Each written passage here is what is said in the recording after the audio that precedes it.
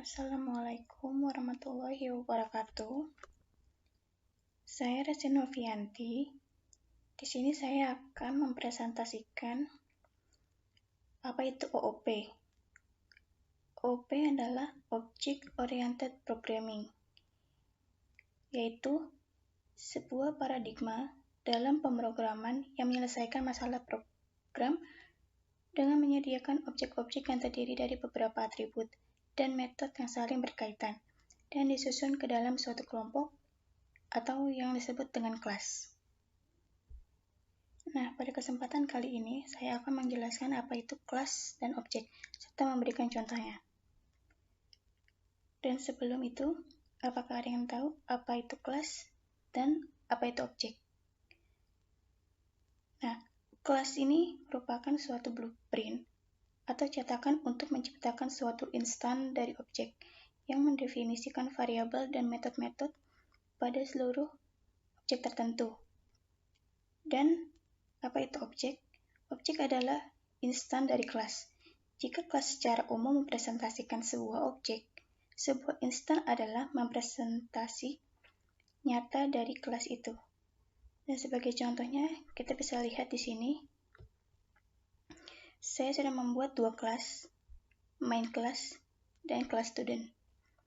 Di sini saya memberikan 3 atribut atau 3 variabel, yaitu nama, NIM, dan jurusan. Di sini saya memakai metode konstruktor untuk meringkas atau mempersingkat waktu. Student di sini adalah sebuah kelas. Nah, di sini kita bisa lihat ada sistem outprint untuk mencetak dari variabel di atas. Kita bisa lihat di sini saya menuliskan ada nama Resi Novianti, NIM 121843855, dan jurusan Sistem Informasi. Di kelas main bisa kita lihat di sini saya menjalankan metode. Metode di sini kita bisa lihat public static void main. Dan saya menuliskan student S1 sama dengan new student. S1 di sini adalah objek di mana yang sebelumnya tadi sudah saya tulis di kelas student ini. Dan nanti agar bisa dicetak. Di sini saya akan merun untuk menampilkan. Nah, dari dua kelas yang saya buat ini akan menghasilkan data nama Resi Novianti, NIM 121843855, jurusan Sistem Informasi. Dan selanjutnya di sini saya akan menjelaskan tentang abstrak kelas. Apa itu abstrak kelas? Abstrak kelas adalah proses penyembunyian kerumitan dari suatu proses untuk permasalahan yang dihadapi. Di sini saya sudah membuat dua kelas, yaitu kelas komponen dan kelas membuat kue. Di sini kita bisa lihat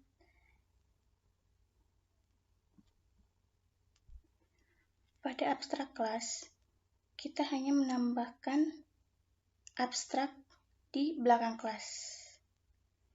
Di kelas komponen ini kita akan ubah menjadi kelas abstrak dan kelas membuat kue adalah kelas utama yang mempunyai metode main. Nantinya metode-metode pada kelas komponen abstrak akan diturunkan pada kelas membuat kue.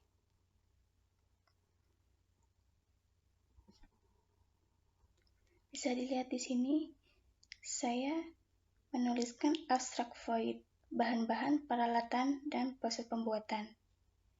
Dan di kelas membuat kue,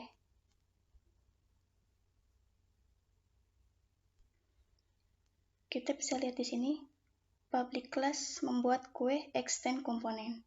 Extend di sini adalah untuk menurunkan daripada kelas komponen.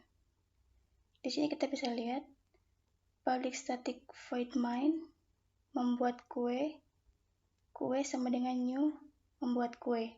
Kue di sini adalah objeknya. Di sini saya sudah membuat codingnya. Di sini saya memakai overriding method dari superclass yang ditulis kembali pada subclass. Kita bisa lihat di sini void bahan-bahan. Bahan pertama tepung terigu, kedua gula, bahan ketiga telur. Lalu di sini kita akan mencetak bahan-bahan yang diperlukan. Lalu di sini ada metode void peralatan. Alat pertama adalah oven, kedua mixer, ketiga loyang. Lalu nanti kita akan mencetak alat-alat yang dibutuhkan. Lalu ada juga metode proses pembuatan. Dan yang di sini akan mencetak proses pembuatan. Yang pertama diaduk dan dicampurkan ke dalam semua bahan kepada mixer. Masukkan pada loyang, oven sampai matang, lalu selesai. Karena di sini sudah diimplementasikan, jadi kita bisa langsung menjalankan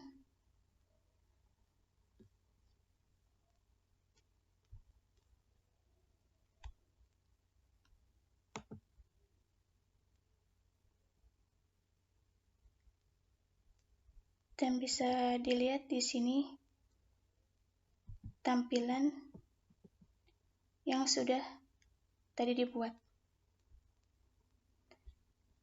Bahan-bahan, alat, dan proses pembuatan.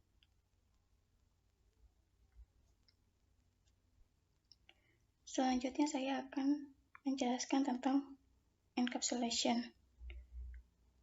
Encapsulation atau pengkapsulan adalah konsep tentang pengikatan data atau metode yang berbeda yang disatukan atau dikapsulkan menjadi satu unit data. Di sini saya membuat dua kelas nilai tes dan nilai. Di kelas nilai tes, saya membuat suatu data. Dan di nilai juga saya membuat suatu data di mana di sini saya memberikan private in nilai saya. Dan di sini ada dua variabel nama dan name. Public void set nilai in nilai saya sama dengan nilai. Lalu ada get nilai. Di nilai tes, di sini saya menambahkan biodata sebagai objeknya. Dan di sini namanya adalah Resi Novianti dengan NIM 12184385. Dengan set nilai saya memberikan 90. Dan di sini akan dicetak. Di sini kita bisa merun.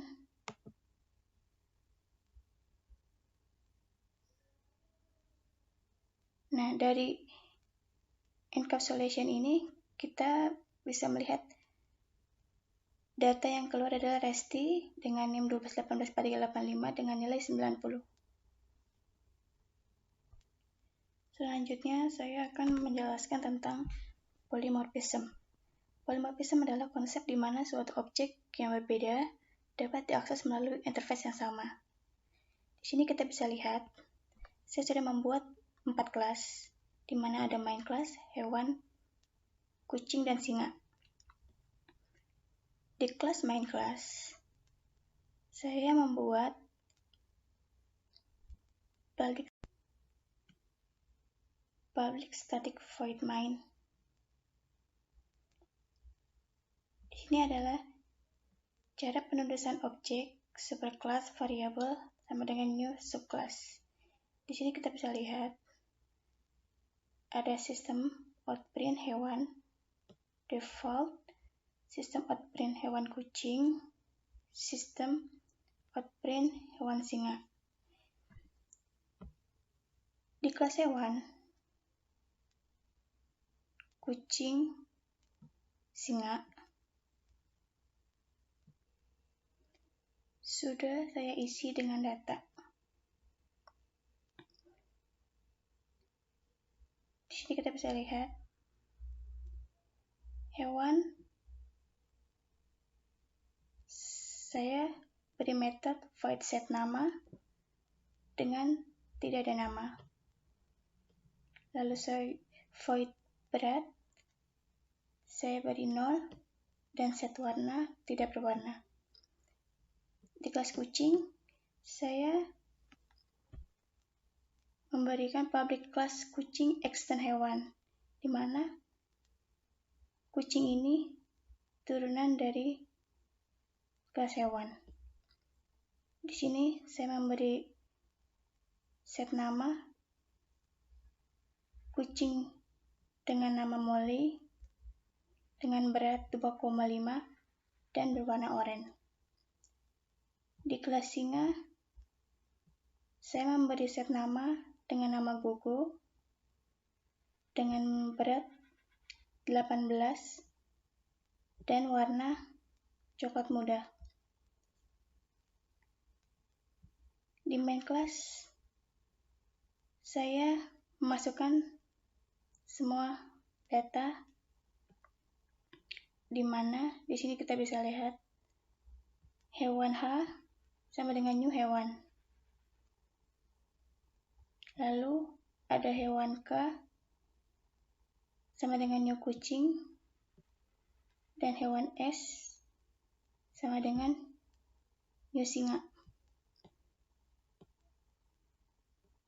Dan kita bisa lihat saya akan merun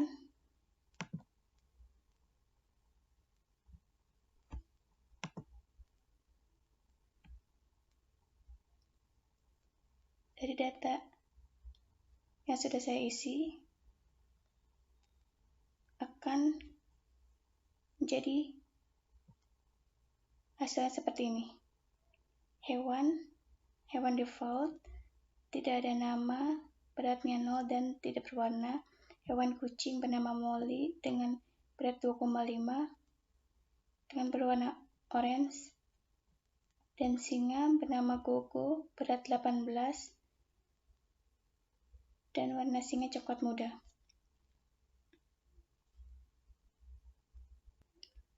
Selanjutnya saya akan menjelaskan tentang inheritance.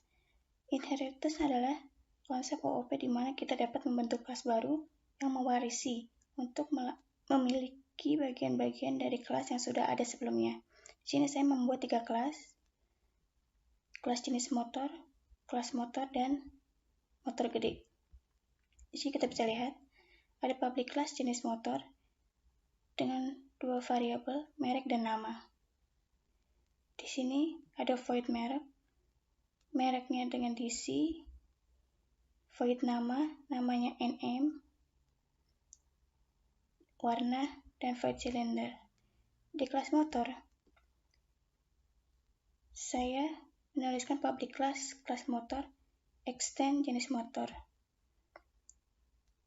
Karena kelas motor adalah turunan dari jenis motor. Kita bisa lihat di sini ada string nama in cylinder. Di sini juga saya memakai overriding dengan metode public void warna, string cat, warna sama dengan cat. Overriding void cylinder in piston. Di kelas motor gede, saya menuliskan kelas motor MB sebagai objek sama dengan new kelas motor. dan akan mencetak deskripsi, merek, nama, warna, dan silinder. Di sini kita bisa lihat, saya akan run.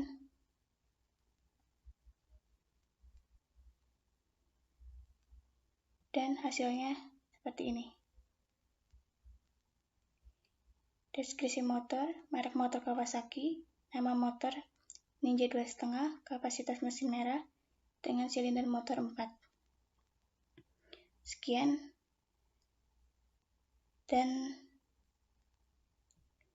mohon maaf jika ada kesalahan atau kekurangan dalam menjelaskan presentasi ini. Wassalamualaikum warahmatullahi wabarakatuh.